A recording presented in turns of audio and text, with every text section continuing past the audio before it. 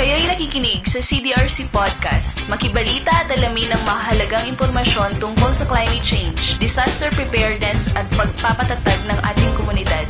Makinig, makialam, maging handa.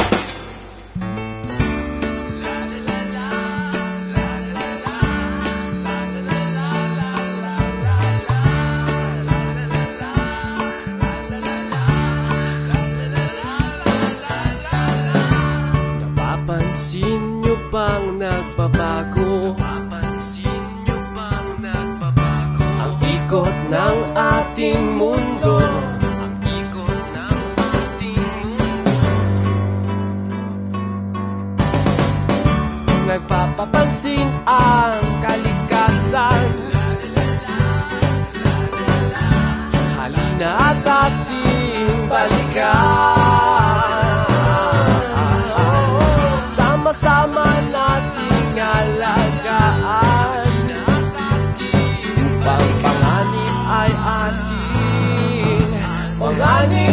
ating malampasan. Magandang araw sa lahat ng mga tagapakinig. Ito po ang inyong lingkod, si Carlos Kuya Kaloy Padulina. Ito po ang bagong format ng CDRC sa kanyang pagpapahatid ng mga impormasyon na may kaugnayan sa kalamidad.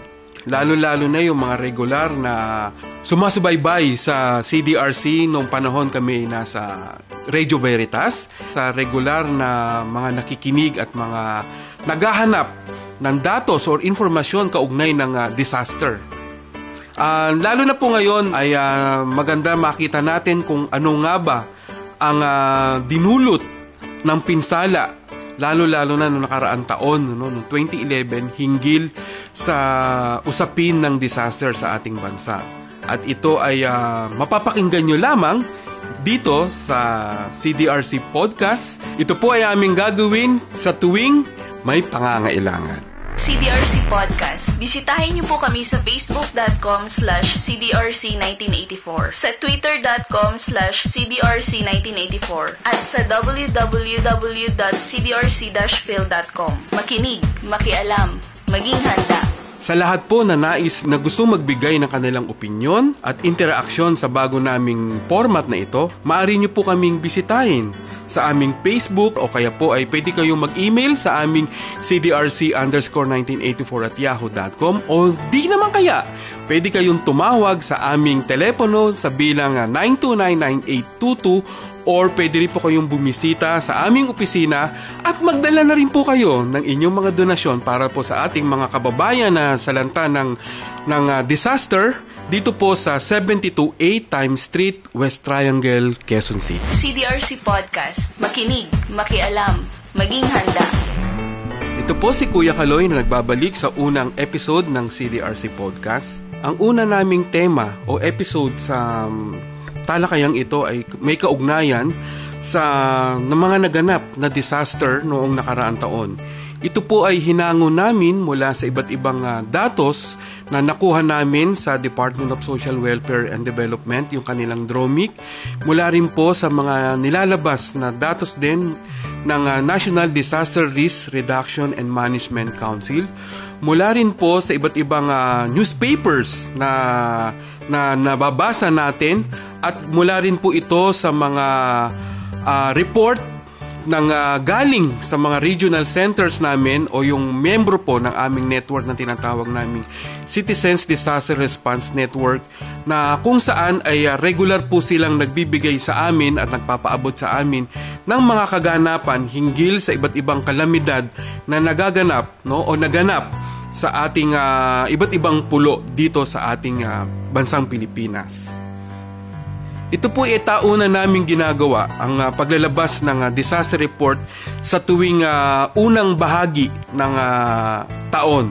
At para maunawaan ng ating mga kababayan, hindi lang po ng ating mga kababayan, bagkus pati na rin ang ating mga nasa pamahalaan hinggil sa kalagayan at ano yung impact o epekto nito sa ating mga kababayan. Alam niyo po bang mga tagapakinig na nitong 2011 o noong nakaraang taon ay meron na i-record ang aming organisasyon ng 431 ng mga natural at human-induced disasters. Ito po ay di hamak na mas malaki kumpara noong naganap noong 2010 na kung saan meron lamang pong 202 na bilang na kalamidad. At sa nakaraang taon din po, ito po ang pinakamalaki na apektado o bilang ng mga mamamayan na naapektuhan ng iba't ibang klase ng kalamidad na tumama sa ating bansa. Alam niyo po ba na merong 15.3 million nating mga kababayan, ito po yung mga individual, 15 million na mga kababayan natin sa buong Pilipinas ang naapektuhan o tinamaan na iba't ibang klase ng kalamidad. Kung tutuusin, ito po ay di hamak na mas malaki kumpara noong panahon na tayo ay dumanas noong 2009 nung kay Undoy at Pepeng na kung saan ay meron lamang 13.6 million. Alam niyo po ba mga tagapakinig, ang Pilipinas po ay hindi nawawala sa top 5 na bilang na kung hindi man biktima ay frequency o dalas ng pagpasok ng kalamidad dito sa ating bansa. Noong 2011, tayo po ang nahirang na una sa may pinakamaraming naitala na kalamidad na tumama sa ating bansa. Ikalawa lamang po ang China at ikatlo ang India. At ang pinakamaraming namatay o casualties sa buong mundo ay ang Japan at ang Pilipinas po ang ikalawa. At ito po ay dulot ng sendong na naganap noong nakaraang Disyembre. Samantalang tayo rin po ang nasa ikatlo na may pinakamaraming mamamayan na naapektuhan sa mga kalamidad na pumasok sa ating bansa. At ang una po na bansa na may pinakamaraming naapektuhan ay ang China at pangalawa ang India. So kung tutuusin sa haba na ng panahon ng ating bansa na palaging tinatamaan ng iba't ibang klase ng kalamidad, lalo-lalo na ang natural disasters, ang Pilipinas po ay hindi nawawala sa 10 o kaya ay sa top 5, lalo-lalo na nitong nakaraang mga huling bahagi ng taon. Tropical Storm Sendong ang pinakamapanirang bagyo noong 2011 kung bilang ng namatay ang pagbabatayan. 1,400 plus ang namatay noong Disyembre 2011. Typhoon Pedring naman ang pinakamapanira kung damage sa properties ang pag-uusapan. 15.55 billion ang halaga ng mga nasira. Ang top 5 disasters na may pinakamataas na bilang ng namatay noong 2011 ay bagyo, epidemya, armadong labanan, sunog at landslide. Hinggil naman po sa damages o damage na dinudulot ng iba't ibang kalamidad sa ating bansa, lalo-lalo na sa usapin ng ekonomiya. Alam niyo po ba mga tagapakinig, noong nakaraang taon ay merong halos 26 billion pesos ang halaga ng damage na binunga ng iba't ibang kalamidad dito sa ating ekonomiya. At kung taon-taon na lang ganitong kalaki o ganito kasing halaga ng dinudulot ng bawat kalamidad dito sa ating bansa, kahit na anong taas ng internal allotment sa ekonomiya ng ating bansa ay patuloy itong hindi dudulot ng pag-unlad sa ating ekonomiya dahil sa laki ng pagkasira na ginagawa sa bawat kalamidad na pumapasok sa ating bansa. Ang Luzon ang may pinakamaraming naitala na halos 9 milyon na individual ang tinamaan ng kalamidad noong 2011. Ikalawa po ang Mindanao na kung saan meron namang 5 milyon. Dulot din ng sendong na naganap noong nakaraang taon. Samantalang ang Visayas ay merong 804,000 na kalakan din po nito ay dulot din ng sendong na naganap noong Disyembre. At Sa tipo naman ng disaster na pumasok sa ating bansa, ang baha ang may pinakamalaking bilang na kung saan ay merong 121 na kaso or dokumento na sa dokumento ng CDRC. Ikalawa po ang sunog, ikatlo ang lindol, ikaapat ang landslide at ang huling-huli ay tornado. Kung ito pong mga tipo na to ay makikita natin na kung saan ang pinakamalaki dito ay nanggaling mula sa natural disaster at ang ikalawa naman ay ang human-induced o yung gawa o likha ng tao. Mga kababayan, mga kapatid, ito lamang po ay nagpapatunay talaga pong nasa disaster-prone country na kung saan ay nararapat lamang na dapat ay maghanda. Ang mga datos na ito ay nagpapatunay, nagbibigay sa atin ng katibayan na ang Pilipinas ay hindi pa rin nawawala sa bilang ng mga bansa na siyang may pinakamarami at pinakamalaking tinatamaan sa panahon na mayroong kalamidad. CDRC Podcast. Bisitahin niyo po kami sa facebook.com/CDRC1984, sa twitter.com/CDRC1984, at sa www.cdrc-phil.com. Makinig, makialam, maging handa. Nagbabalik po muli ang inyong likod, si Kuya Kaloy.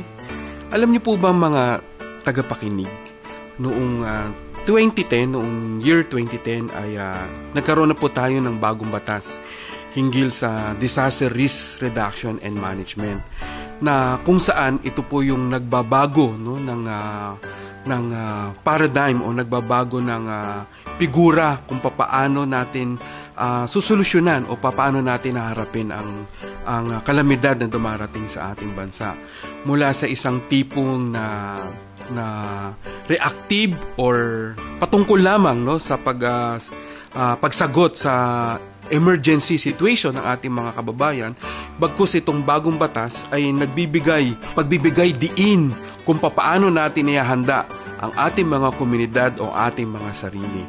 Bagaman sinasabi natin bagong-bago pa lamang, pero nakikita natin na dapat ito ay isulong at tunay na isagawa na, given na mula doon sa datos na pinakita natin kanina ay nararapat lamang na seryosohin na ng ating gobyerno, ng ating lokal na pamahalaan at lalo-lalo na yung ating mga nasa barangay.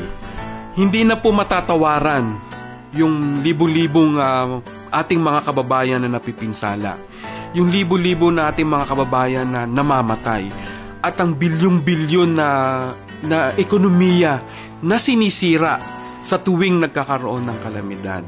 Hindi pa po rito kasama yung sinasabi nating epekto ng climate change, na kung saan na mas lalong pinapatindi at mas lalong yung epekto o yung magnitude nito ay nakikita natin sa bawat taon na dumarating sa ating bansa. Kung kaya't marapat na ating itong bigyan ng pansin at bigyan natin ito ng tulak, hindi lamang nating mga sarili, bagkus lalo-lalo na sa ating mga lokal na pamahalaan at iba't iba pang mga tinatawag nating stakeholders sa ating komunidad. CDRC Podcast. Makinig, makialam, maging handa. Ito po muli ang inyong Kuya Kaloy ng CDRC Podcast. Sa mahabang taon na rin ng Citizens Disaster Response Center sa pagbibigay ng kanyang tulong sa mga naapektuhan ng iba't ibang kalamidad dito sa ating bansa, ay wala po kaming humpay. Tuloy-tuloy ang aming panawagan na palakasin ang ating mga komunidad. Kung kaya't mula pa nung tinayo ang aming organisasyon, ang CDRC, ay tuloy-tuloy ang aming panawagan ng paghahanda, disaster preparedness, na kung saan dito dapat ay merong ang bawat komunidad ng kaalaman at kasanayan kung papaano nila haharapin ang kalamidad na papasok sa kanilang komunidad, na merong mga nakatayo na mga early warning system at mga evacuation center na kung saan alam ng bawat isa kung paano at saan siya pupunta sa panahon na merong kalamidad na darating sa kanilang lugar. lalo-lalo na ay merong isang organisasyon na kung saan dito ay sama-sama ang lahat ng mamamayan, na kung saan sila po ay nagtutulungan at nagbabahaginan at alam nila kung paano at ano ang kanilang gagawin sa bawat kalamidad o bawat panganib na darating sa kanilang lugar. Kinagagalak din po pala ng CDRC na sa mahabang panahon ay nabigyan ng pansin ang kanyang pagsusulong, no, ng disaster preparedness, harapin ang pinsala na dinudulot ng bawat panganib na pumapasok sa ating bansa. At dito nga rin po namin mas tinutulak pa na nararapat lamang na ipagpatuloy ang paghahanda ng ating mga komunidad, paghahanda ng ating mga sarili, paghahanda ng ating pamilya, ng ating lipunan, na siyang magsisigurado na magbabawas ng pinsala, lalo-lalo na sa epekto at impact ng kalamidad dito sa ating bansa. Bisitahin niyo po kami sa facebook.com/cdrc1984, sa twitter.com/cdrc1984, at sa www.cdrc-phil.com. Sa lahat po ng aming tagapakinig, maraming salamat po, at hinikayat po namin ang inyong patuloy na pagsuporta, at wag po kayo sana magsasawa, lalo-lalo na po sa ating mga kababayan na hanggang ngayon pa rin po ay patuloy na dumaranas ng hirap dulot ng epekto ng kalamidad dito sa ating bansa. At sa susunod po nating mga talakayan ay hinikayat po namin na magbigay kayo ng inyong opinyon at mensahe para alam din po namin kung ano po yung aming tatalakayin muli sa susunod pa naming mga episode dito po sa CDRC Podcast. Kayo'y nakikinig sa CDRC Podcast. Makibalita at alamin ang mahalagang impormasyon tungkol sa climate change, disaster preparedness at pagpapatatag ng ating komunidad. Makinig, makialam, maging handa.